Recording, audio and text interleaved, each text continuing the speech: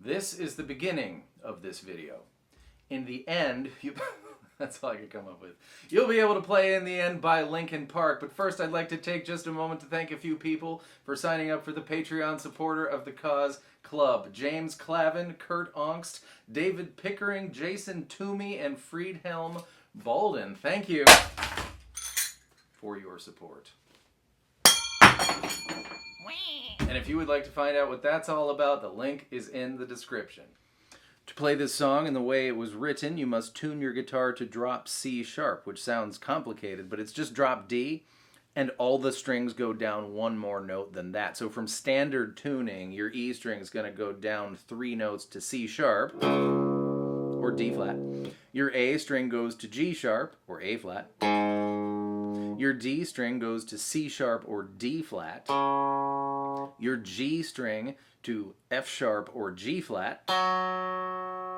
B turns into A sharp or B flat, depending on what your tuner says, and your other E string is going to D sharp or E flat, and now we're in drop C sharp tuning. It's a piano riff, but the piano plays the same 12 notes the guitar plays, so let's play the piano riff on the guitar. A string 7th fret, D string 9th fret, like a little power chord, to A10 and 9. With a quick 9-10 at the end of it.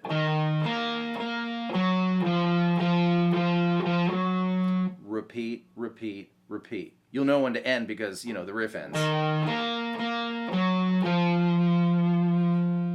There are some chords underlying that riff as well that the whooshy dark synthy things are playing. The first one is E minor. Now, E minor is normally that, but this string is effectively -2. So to bring it back to E minor neutral, so to speak, we got to go 2-2-2 on the fat strings. That's fun.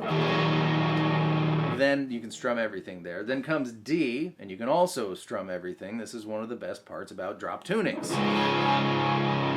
Next comes C, just strum 5, and back to D. For context,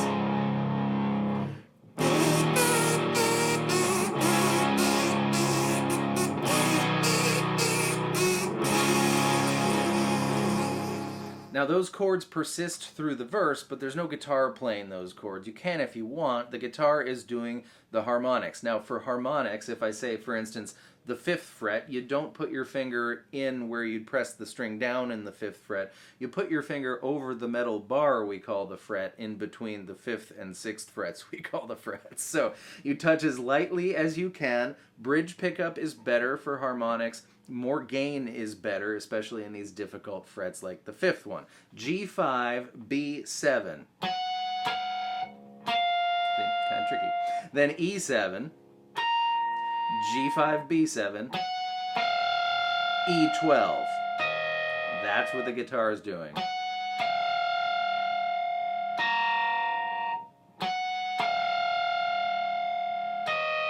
All throughout the verse and many parts of the song. So, do that if you want. That brings us all the way to the chorus, which is where we really get to enjoy the fact that we're in a drop tuning.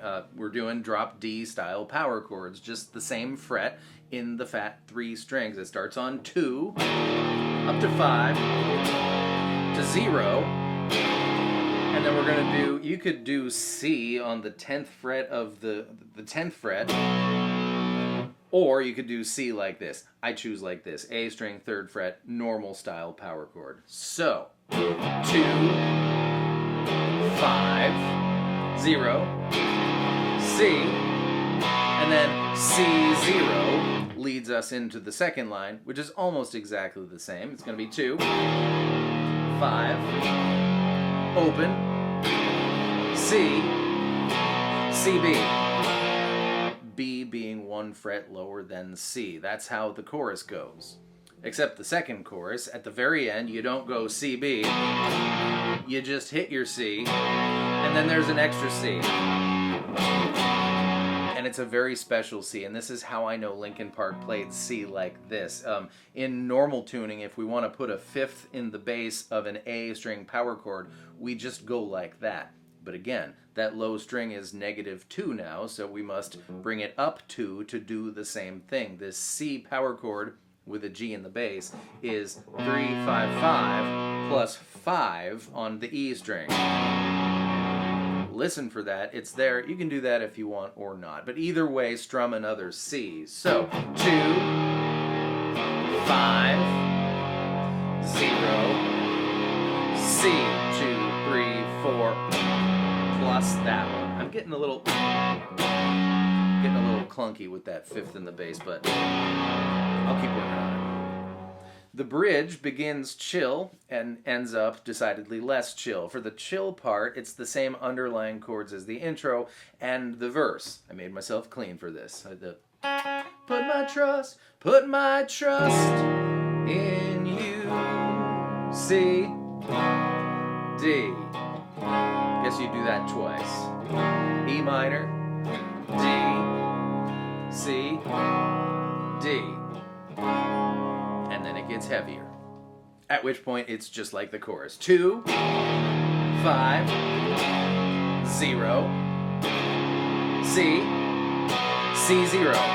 Repeat 2, 5, 0, and then you just hang on C. And then you go into the chorus. So really neat use of using two musical, parts of the chord progressions in the song that we've already heard, but they put a different melody over it. Really cool. And those are all the pieces, so go use all of your earballs, all of them, and figure out which piece goes where when. I had a really special experience at a Linkin Park show recently. I got to go because I was invited by my student who plays drums for the opening band. Miles plays drums for Grandson. What you going to what in the world?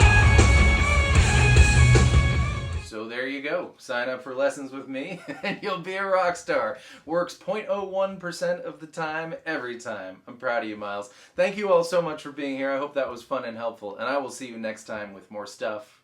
Goodbye.